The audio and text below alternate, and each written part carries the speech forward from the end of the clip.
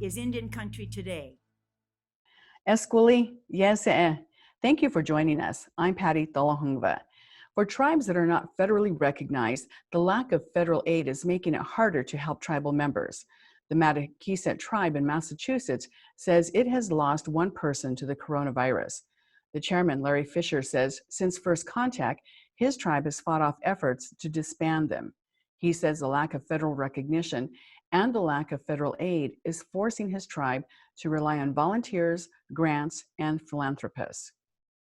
The Standing Rock Sioux tribe is getting a large gift of food from professional basketball player Kyrie Irving. Irving and the Brooklyn Nets sent 2 semi-truckloads of food to Standing Rock. The North Dakota tribe thanked their relative and his team and posted photos on Facebook. Irving's mother, Elizabeth Ann Larson, was a member of the tribe. She lived on the reservation but was removed at a young age when she was adopted. She died when Irving was 4 years old.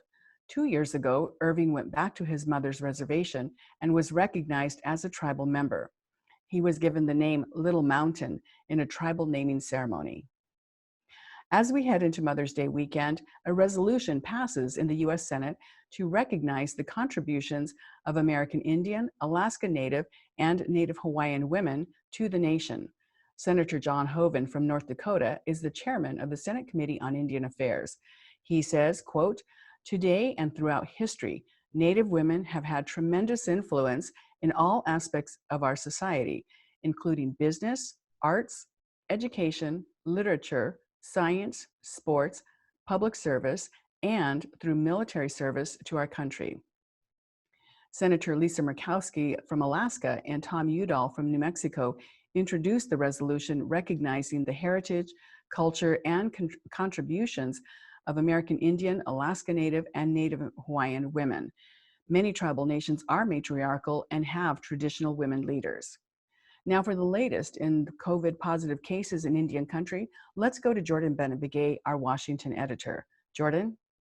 Yat Patty, Yat Shikis Do Shidine.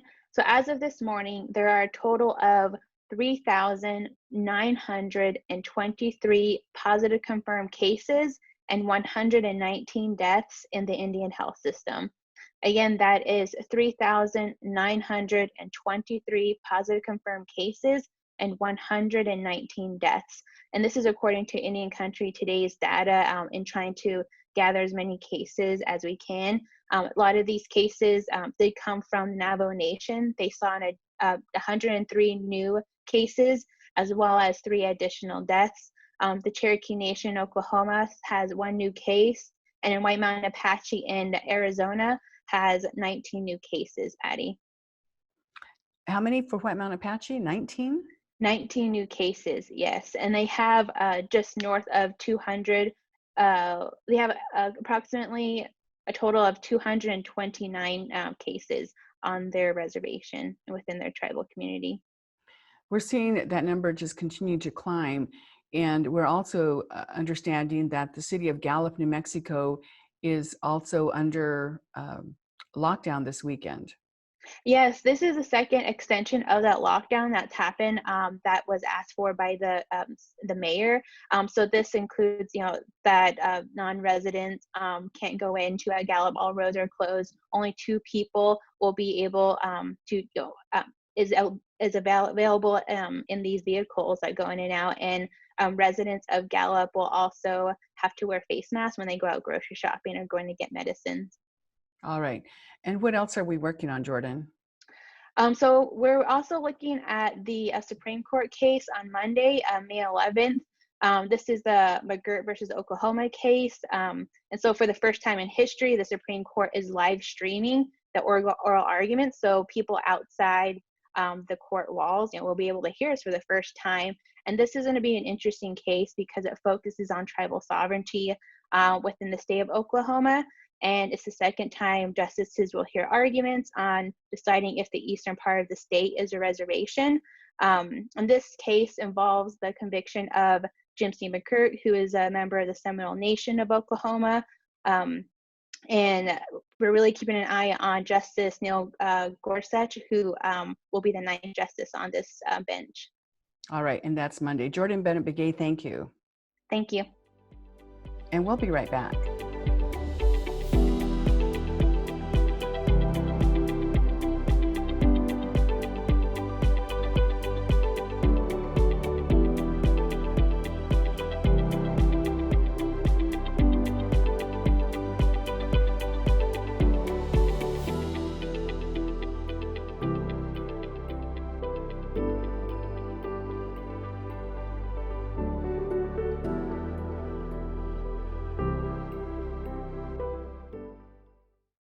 Welcome back.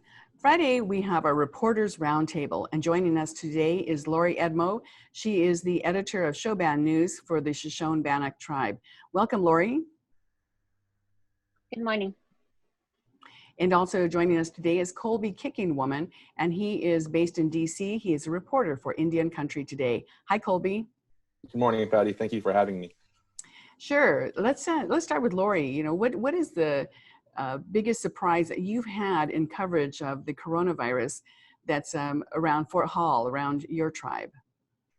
Well, I think the big thing is that we've pretty much done a pretty good job of keeping things so it's not spread here. We've had 2 positive cases and they've been cleared. They're out of quarantine, and the tribe's put in a lot of measures to keep the community safe, and also make sure the community's been provided with food and supplies, so that has made a difference here. And a lot of our tribes are going into different ceremonies during this time of the year. How have people responded to that in the word that, you know, you can't gather more than groups of 10 people, and even that, people are saying stay at home, don't go around, don't go into other people's homes. How are the tribal people dealing with that? Well, in the very beginning, when this all first started happening, then there was a prayer ceremony basically for all the people in the world. And there was probably about 40 people in attendance, but it was at the very beginning, and a lot of prayers were said then, and it really made a difference for many of us, you know, who have strong faith and believe in our prayers. And then, of course, people practice every day in praying for Mother Earth and for our tribal people. That's really wonderful, because we're hearing about different tribes who are doing things like that, and even on social media, sending prayers and dances for healing, and not just the U.S. but around the world. Yes, it is, and it really makes a difference. I mean, every morning when I wake up, then we've been taught, you know, to drink water and pray for our people and pray for everything, the water and the land. So it really makes a difference in my life. We've been reporting about people who are going back to traditional ways, whether they're burning some sage or cedar, drinking cedar tea, and sounds like that's also happening with your tribe. Yes, it is. And in fact, one of my coworkers had some sage, and so he brought us some sage tea. And to me, it was really refreshing, and is good to know that we're protected. And also, we have our reservation is expansive, so we have a bottomlands along the Snake River where a lot of people go down to enjoy the fishing and stuff. So it's pretty wide open. So, you know, there's plenty of time to practice social distancing, and then just to enjoy the serenity of the area. Well, that's really fortunate, and it's probably very refreshing to be out there right now too. Yes, it is. We've been down there a couple of times. Well, a lot of it too is to shoot photos of the nature and just the peace. Yeah. So in your reporting on this, has there been any concern about outsiders coming into the reservation? Yes, there is. And for me, I live out in the sticks in Ross Fork, at the community of Ross Fork, and we've noticed a lot of people from the surrounding towns, you know, wanting to come and take a drive. And I live below Mount Putnam, and so we see a lot of traffic, and even though the reservation's closed, and we still see a lot of people coming in, and especially in our bottomlands where it's like a natural refuge. And of course they want to, you know, see the streams. It's really pure water, and you can drive through there, and we're seeing more people coming through there just to check it out. And I think that's some concern of our tribal people, because of course, this isn't the time to be doing that because of the risk of spreading the virus. So there is concern among our people. Right. So has your tribe put up any kind of roadblocks or any signs saying that non-tribal members are not allowed on the reservation? Well, we have small signs, but there hasn't been any roadblocks, and there hasn't been, any more signage put in place. But, there has been community notice, and, every week there's an update, a Facebook Live update from our council. And so that's where a lot of people hear the information and the updates. But I really think that we do need larger signs and to let people know that, we for the safety of our people, it needs to happen. We're seeing that across Indian country, and some villages have put up signs saying no. And in the beginning, it was just no tourists allowed. And then that eventually came down to nobody allowed in if you don't live in that village. And at Hopi, that also stopped from people from Phoenix, living in Phoenix, being able to go home because there was a concern about possibly carrying the virus into the village. So I think a lot of people are understanding that and are not going home during this time, just to make sure that the village people stay safe too, or the virus doesn't spread any more than it already has. So yeah, Kolby, we have a lot of, pardon me, we Lori. have a lot of people from town who like to come out and ride bicycles up, particularly where we live, because it's like 8 miles up from the town of Fort Hull. And so, and it's not a lot of traffic, but still, we really need to let them know that they should just stay at home and not put our people at risk. Right. Thank you, Lori. Kolby, tell us a little bit about your reporting around the coronavirus. This is the story of, I would think, my career, and starting off your career as a journalist. Yes. So currently I'm working on a story about tribal resorts and casinos that are beginning phased reopenings. Yesterday, my colleague Dalton Walker published a story about tribal casinos in the Northwest that have begun opening. I believe the Coeur d'Alene Casino and on the Coeur d'Alene Reservation, and the Northern Quest near Spokane, the Kalispel tribe, they have begun phased reopenings. I talked to, it's called the Island Resort and Casino in the Upper Peninsula of Michigan. They were supposed to open on Wednesday, but due to unforeseen circumstances, pushed their phased reopening back to May 16th. I think that aligns more with the governor's stay-at-home orders within the state. But the GM told me, quote, we don't see staying closed forever as a solution. So as long as they're comfortable with their guidelines that they put in place, they're going to definitely start opening their doors to their patrons. And what will be the changes? Did they talk to you about any changes that we can expect to see once these casinos start to reopen? Yeah, so I was kind of more focused on the amenities side, and as far as the hotels go, they were taking out any extra bedding or things that need extra care or wash, just trying to reduce contact. As far as golf courses go, for many tribes, and there's the Peoria tribe of Indians of Oklahoma.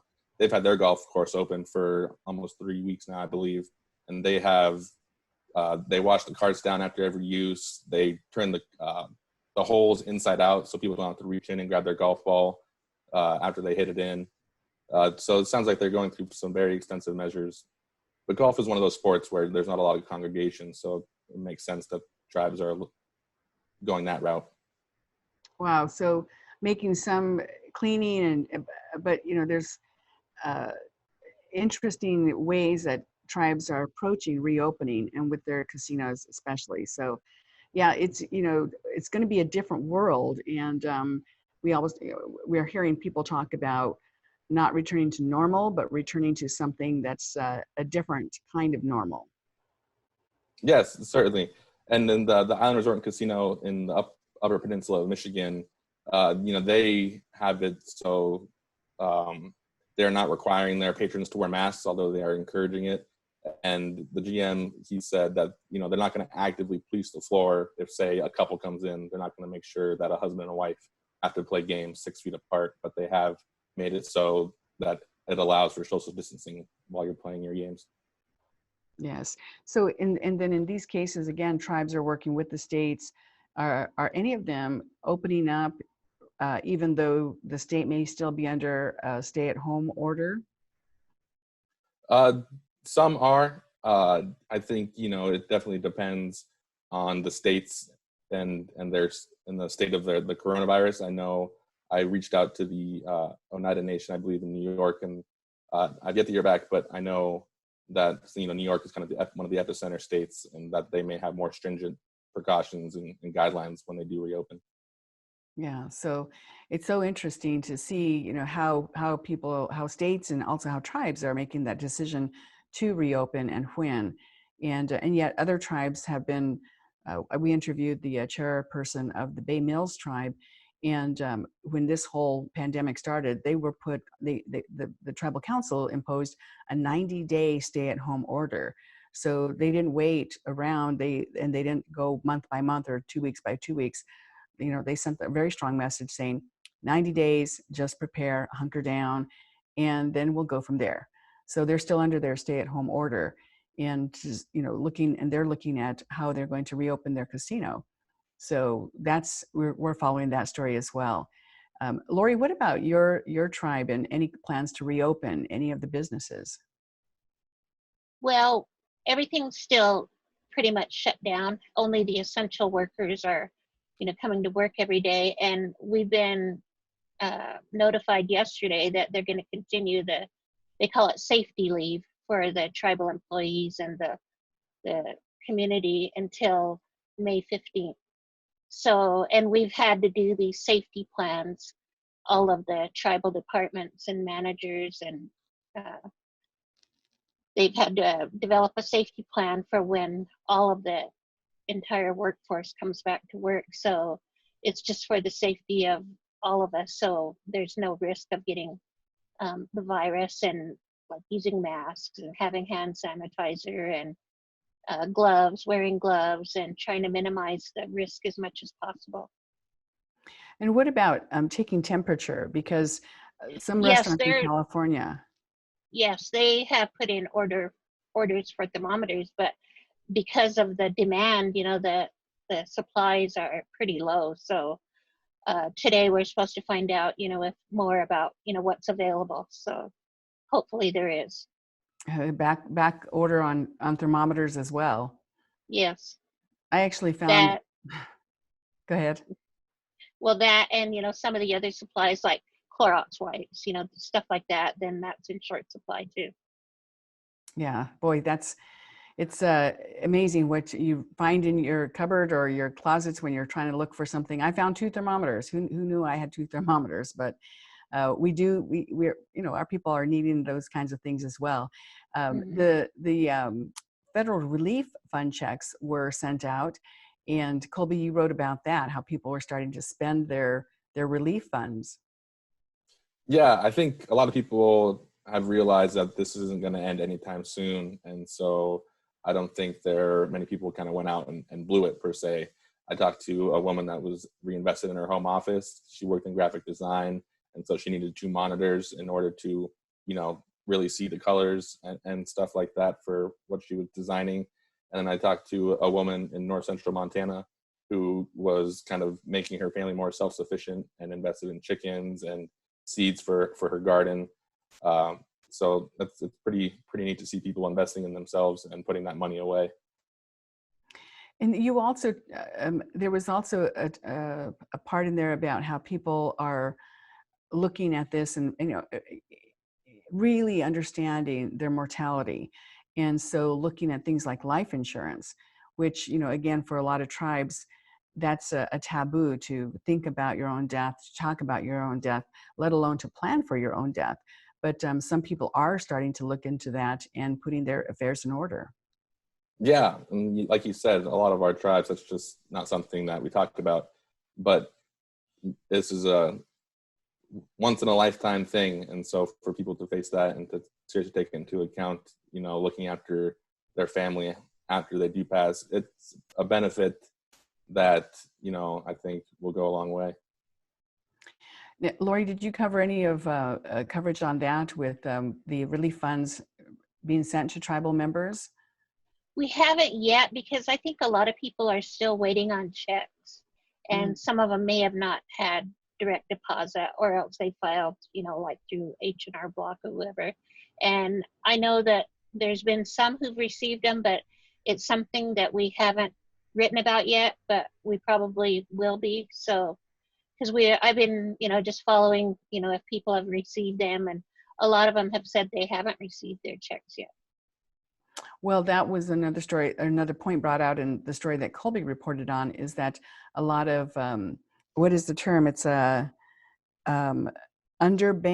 Kolby, underbanked and unbanked.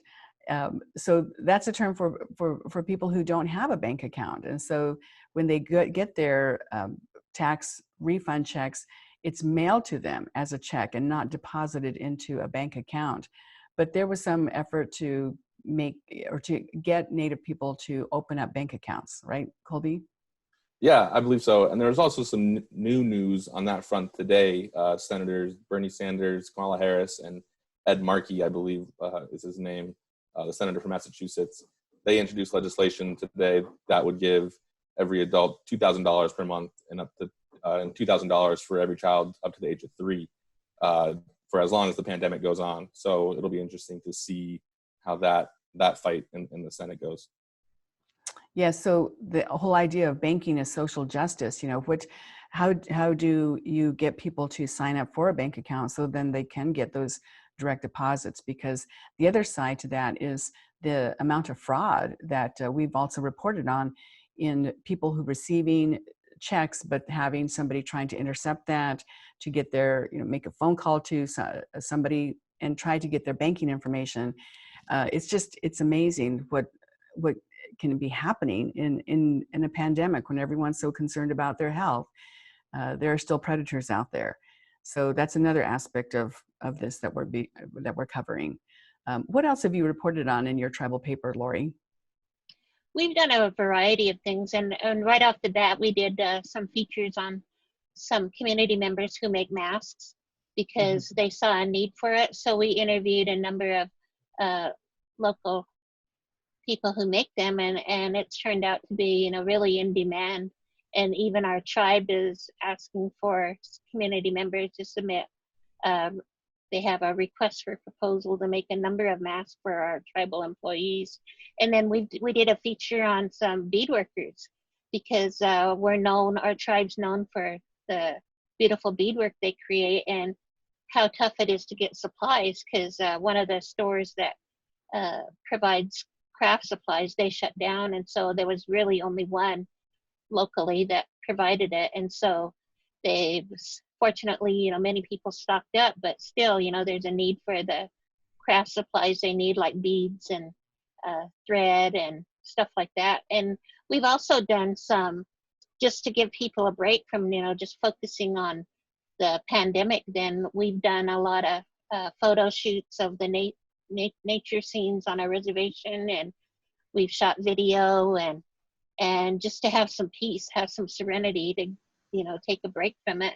And we've talked about the supplies. We've done stories about the distributions our tribe has done.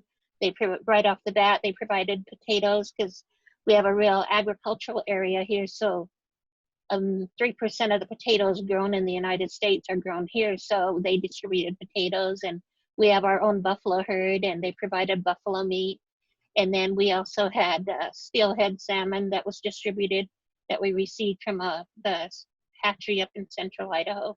So those were just some of the things that we covered. And also we got a shipment right away of PPE, you know, personal protective equipment through the state of Idaho. So we did a feature on that. And then our local early intervention program, even in part of their grant, is to provide supplies for mothers like diapers and wipes. And so we've covered that. And then also the local school districts, our children attend schools in like 4 different districts. And so many of them have provided food for the students.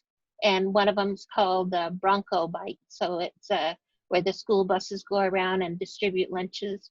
And then also here in the Fort Hall community, there's 2 different districts that have been distributing lunches there too.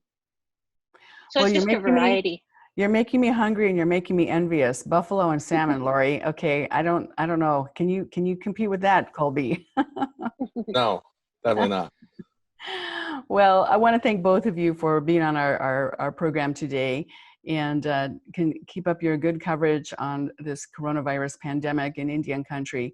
Kolby Kickingwomen, our reporter in Washington, D.C. for Indian Country Today. Thank you, Kolby. Thanks for having me. Stay safe, stay healthy. Thank you. And Lori Edmo, editor of the Showban News. Lori, thank you so much for joining us. Thank you, Patty. And I want to say Happy Mother's Day to you, Lori, and to all of the mothers out there from our Indian Country Today staff. A happy Mother's Day weekend. Take care of yourselves. Your life is precious. I'm Patty Thalahungva. Join us on Monday.